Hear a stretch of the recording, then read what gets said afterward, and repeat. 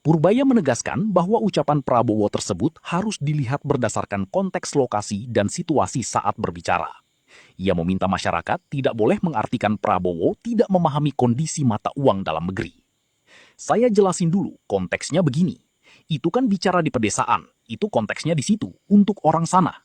Bukan berarti Pak Presiden nggak ngerti rupiah. Dia kan jago, beneran. Jadi konteksnya seperti itu, ujar Purbaya. Lebih lanjut, Purbaya menjelaskan bahwa pernyataan Prabowo tersebut memang bertujuan untuk menjaga psikologis masyarakat agar tidak panik terhadap dinamika ekonomi global. Ia meminta agar publik tidak membesar-besarkan ucapan tersebut hingga memicu polemik yang tidak perlu di media sosial. Kenapa ya pemerintahnya kok selalu menganggap rakyat itu goblok, rakyat itu bodoh gitu? Masa sih statement kayak gini tuh ada yang bener-bener percaya gitu, kayak wah iya bener banget itu Pak Prabowo. Emang beneran ada yang mikir kayak gitu? Kalau negara Indonesia itu nggak impor apapun boleh deh bilang gitu, tapi faktanya kan nggak. Kita impor BBM, LPG, gandum, kedelai, obat, mesin, sampai pakan ternak kita impor. Bayarnya pakai dolar. Kalau dolar semakin naik, belinya semakin mahal, otomatis sampai ke masyarakat juga semakin mahal. Selama ini BBM nggak naik karena disubsidi kan. Seharusnya harganya udah naik kan. Terus pemerintah takut kalau BBM naik, rakyat demo dan bisa jadi presiden didesak untuk turun. Makanya Anda membohongi masyarakat dengan analogi yang sangat buruk. Goblok menurutku malah. Rakyat lo mau bohongi terus pak. Pantesan menteri-menterinya statementnya kayak tai, orang presidennya aja kalau ngomong ngawur juga kok. Iki lagi rame ya. Jere wong desa orang nganggo dolar iki tenang, dolar larang ora apa-apa jere. Si iya wong desa-desa orang nganggo dolar aja maning dolar wong rupiah kayak nyong ora tau nyekel.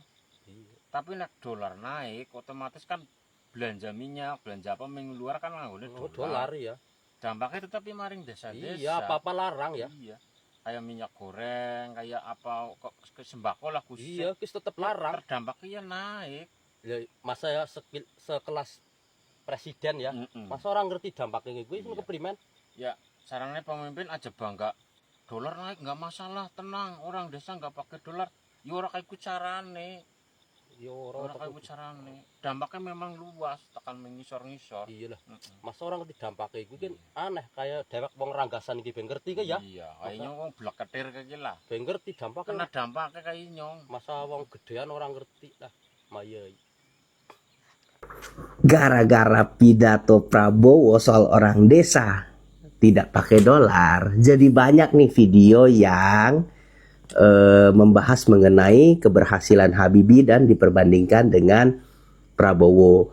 Nah, saya juga banyak tuh kemarin tuh bikin video-video tentang Habibie dan Prabowo ya. Lihat aja ya di VT saya ada kisah Habibie dan Prabowo, lalu ada pas di Hardiknas yang membahas kisah Habibie dan Prabowo. Dan ini jadi menarik nih, memang Habibie ini jadi menarik karena pada tahun 98 Indonesia itu kan mengalami krisis moneter. Jadi rupiah itu naik melonjak drastis ke 16.000 dan 17.000 ya, mirip lah sekarang kan di 17 ribuan ya. Tapi dalam waktu singkat Habibie berhasil menurunkan itu menjadi ke 6.500. Jadi ekonomi kita selamat di tangan Habibie dalam waktu singkat, kita tidak terpecah belah dan kita tidak ekonominya berhasil dipulihkan dan lain sebagainya. Nah, ada peristiwa menarik juga. Jadi pada saat terjadi kerusuhan 98 ya, Habibie naik. Nah, itu ada desas-desus Prabowo itu mau mengkudeta Habibie. Nah, isu ini nggak tahu benar atau salah ya, cuman yang pasti menurut kesaksian Habibie pada saat itu ada pergerakan pasukan Kostrad yang dikomandoi oleh Prabowo tanpa ada perintah dari Panglima ABRI atau tanpa perintah dari Presiden.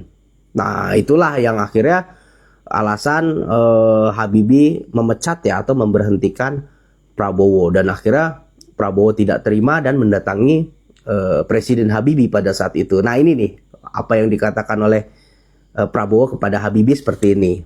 Prabowo mengatakan sama saya waktu itu karena dia bebas dengan saya kan, bisa baca situ, tapi dia bilang Anda ini presiden apa? Naif. Saya jawabnya, masa bodoh. Yang penting saya presidennya, saya menentukan. Finish. Dan bagi saya tahu banyak yang mengatakan, Habibie kan tukang aja belum bisa buat kapal terbang. Lihat tadi mejanya penuh dengan kapal terbang. Teknologi. Yang lain jangan ngerti itu. Nah, untung ya Habibie itu berani ya kepada Prabowo. Jadi akhirnya dia punya kesempatan untuk menyelamatkan bangsa kita, negara kita. Dan memang terbukti setelah krisis yang paling parah, Habibie dalam waktu singkat berhasil menyelamatkan negara kita, ekonomi kita berhasil selamat. Nah, yang jadi pertanyaan, sekarang Prabowo apakah bisa seperti Presiden Habibie atau tidak? Nah, kira-kira gimana? Dan saya bertekad, saya bersumpah untuk Ini mungkin satu-satunya ya di dunia ya. Jadi dicari di belahan bumi manapun tidak mungkin ada ini ya. Ada presiden tapi rasa capres. Ada presiden pidato tapi berasa kampanye. Negeri ini bukan lagi rusak, tapi hancur, dibantai dari dalam oleh tikus-tikus berdasi. Hutang negara meledak, sementara korupsi menjelma monster raksasa yang melahap triliunan tanpa rasa malu. Bayangkan, pejabat pajak bisa menggarong 3.000 triliun. Bukan angka, tapi perampokan massal yang lebih biadab dari penjajahan. Pertamina pun tak kalah gilanya, ikut berpesta pora menguap triliunan, seolah negeri ini tambang emas pribadi mereka. DPR dan pejabat, jangan harap ada yang bersih. Hampir semua berlumuran darah uang rakyat, pura-pura jadi wakil bangsa padahal cuma tukang rampok berseragam negara. Sumber daya alam yang melimpah, disulap jadi mesin ATM untuk segelintir oligarki. Sementara APBN dipaksa berdiri di atas keringat rakyat kecil lewat pajak. Inilah neraka republik. Rakyat dijadikan sapi perah. Rp1 pun uang rakyat harus dijaga. Itu omon-omonnya Prabowo Subianto. Tapi fakta yang real, fakta yang nyata, Prabowo Subianto menghambur-hamburkan uang rakyat. Kenapa saya bicara begitu? Karena Prabowo Subianto itu udah menciptakan lahan koruptor dengan program MBG, makan bergizi gratis. Selanjutnya, Prabowo telah menghambur-hamburkan uang rakyat. Karena apa? Makanan yang diberikan ke anak-anak sekolah ternyata mubazir. Ternyata mubazir banyak yang nggak dimakan. Jadi makanan sampah. Itu fakta. Kalau nggak percaya boleh ya dicek langsung di sekolah-sekolah SMP atau SMK. Ini fakta. Berarti dengan adanya MBG, Prabowo Subianto dan penjilat-penjilatnya itu dosa besar. Dosa besar. Ini karena fakta. Ini karena fakta. Untuk itu, Pak Prabowo Subianto, saya sebagai rakyat, saya tidak membenci Prabowo Subianto. Saya membenci dengan programnya ya, yang menghambur-hamburkan uang rakyat.